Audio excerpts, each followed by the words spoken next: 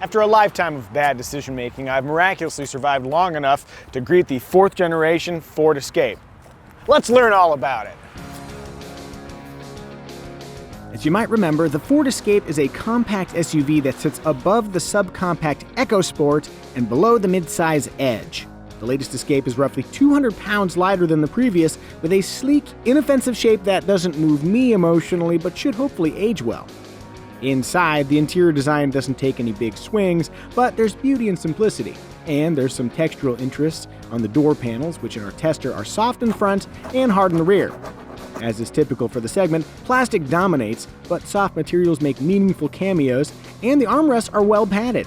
If they were just a bit better positioned, the Escape would have ranked higher on the Micah Muzio Elbow Comfort Index. What's up, squirrel?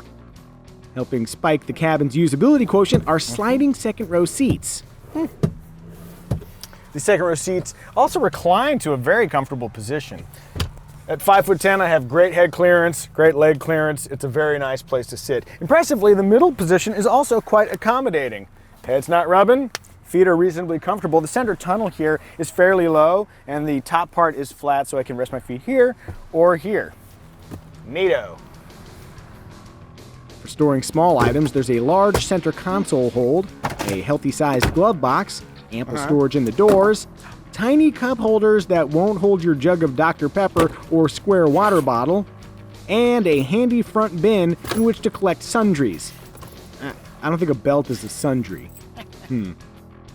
For real luggage, the cargo area offers up to 37.5 cubic feet with the rear seats fully forward.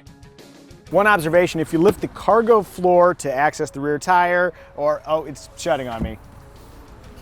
What I was trying to say is that it looks like the cargo floor is made to stay in place when lifted up, but the floor panel doesn't always align with the side trim. Don't be surprised if you accidentally scrape these trim pieces. Up front in infotainment land, Ford has imparted all but the lowliest Escape S trim with an 8-inch Sync 3 touchscreen.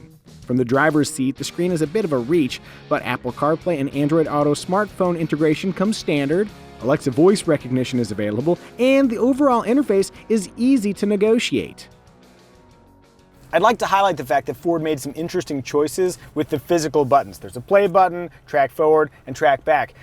They also include a button that goes straight to the sound setting, so I don't have to digitally spelunk to find how to turn up the bass or turn down the treble or whatever. And there's also a dedicated off button for the screen, making it easier for me to redirect my focus over here rather than being distracted by all the screen stuff. Very few buttons, but the ones they chose are brilliant.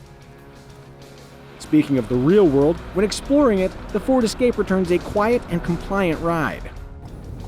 At the same time, the steering is so dead, it's scary. The steering has this rubbery pull back to center that says to me, hey, I'd rather not be turning. Loud and clear, Escape. Also, I think your sunglasses fell, Tim. Whether any of that matters to mainstream Escape buyers is doubtful.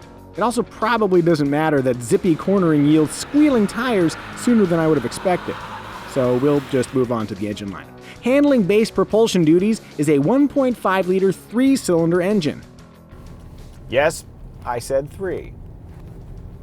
Even as a 3-banger, the 1.5-liter makes respectable power thanks to the magic of turbocharging. Ooh. A turbocharger also blesses the 2-liter 4-cylinder engine offered on the SEL and Titanium trims. Those are strong power figures for a compact SUV. Excuse me while I enjoy some of that power. Oh yeah, oh boy. Good times. No surprises, but at Kelley Blue Book, we prefer the more powerful 2-liter. Directing 280 pound-feet of torque solely to the front tires might have been dicey, so Ford offers the 2-liter exclusively with all-wheel drive. Meanwhile, front-wheel drive is standard on the 1.5-liter, with all-wheel drive an added cost option. Oh, and if you want to tow, the 1.5-liter and 2-liter tow 2,000 and 3,500 pounds respectively. I'll also add that both engines feature an 8-speed automatic transmission which, in our test vehicle, functioned with alarming inconsistency. At times, shift quality was fine. Other times, we noticed harsh gear changes and a sensation that the drivetrain was slipping, then catching during moderate acceleration. We're hoping this behavior was just a software gremlin. One interesting powertrain behavior I've noticed is that the automatic engine start-stop system shuts down the engine when you're at a stoplight to save fuel. However, sometimes it'll restart before the light changes, and when it does so loading up the driveline with a big judder. A sort of unflattering movement, but it's unsophisticated. It's kind of like when a spy wears one of those nose, glasses, mustache combos. They're supposed to be blending in, but they're drawing a lot of attention to themselves. Smooth. You can always shut the system off, but if you're committed to saving marginal amounts of fuel when stopped, sacrifices must be made. On that note, cue the fuel economy numbers. Among compact SUVs, those numbers are perfectly competitive, but if fuel efficiency is a top priority, consider the Escape Hybrid. Ford was way ahead of the game where hybrid SUVs are concerned, having introduced the first Escape Hybrid for the 2005 model year. In latest form, the Escape Hybrid delivers a total system output of 200 horsepower, plus several modes that let drivers decide when to utilize its electric capacity. Electric torque gives the hybrid satisfying immediate pull when you press the accelerator, and when you floor it, there's more than enough gumption to merge with traffic. One of my complaints with hybrids, and it's no different here, is that the brake pedal tends to feel a little bit weird. That unnatural feel can make it hard to come to a smooth stop, but I've noted that with the Ford Escape Hybrid, if I'm really, really gentle, that was almost a smooth stop. Tim, did you like my stop? Loved it. Tim loved it. It's worth mentioning that the standard Escape's brakes are fairly touchy as well. So, hybrid or not, the Escape demands finesse when slowing. Choose the SE Sport and Titanium trims, and the hybrid powertrain comes standard. Additionally, Ford offers a plug-in hybrid Escape, featuring a pure electric driving range in excess of 30 miles, a slight horsepower advantage over the basic Escape Hybrid, and a 0 to full level 2 recharge time around 3.5 hours. Standard on all Escapes is Ford Co-Pilot 360, an active safety suite that bundles a range of features like blind spot warning, automatic emergency braking with pedestrian detection, and lane keep assist. In action, lane keep assist reacts swiftly and smoothly to keep you within your lane. Well, not then, but usually. I swear, lane keep assist usually works great. Buyers who drive even worse than me can add full speed adaptive cruise control, evasive steering assist, I wonder how that handles the trolley problem, and a highly competent automatic parking system that operates the steering wheel, accelerator, brake, and gear selector.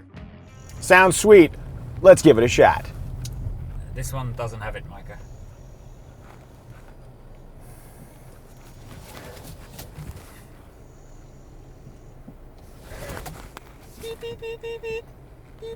It's not helping, Tim. Stays simple, and you can buy a base Escape S trim with 2 USB ports, Ford Co-Pilot 360, a rear armrest, and a gaggle of driving modes for around $26,000, including destination charges. If it were our money, we'd at the very least upgrade to the SE trim. Yes, the SE costs $2,100 extra, but this heated 10-way power driver seat, automatic AC, 8-inch Sync 3 infotainment system, and keyless access make that a worthwhile investment.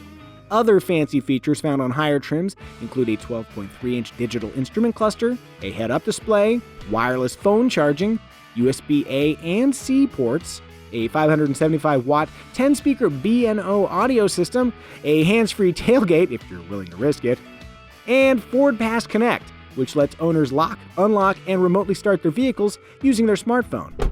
Choose the highest titanium trim, and you can expect a starting MSRP above $34,000. As for the competition, it's the usual suspects like the predictable Honda CR-V, practical Chevy Equinox, fun Mazda CX-5, versatile Toyota RAV4, the value-rich Kia Sportage, and the comparatively rugged Jeep Cherokee.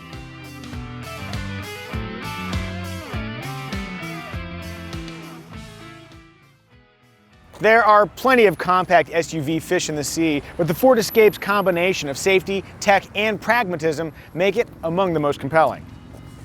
Now to go make some of those bad decisions I was talking about.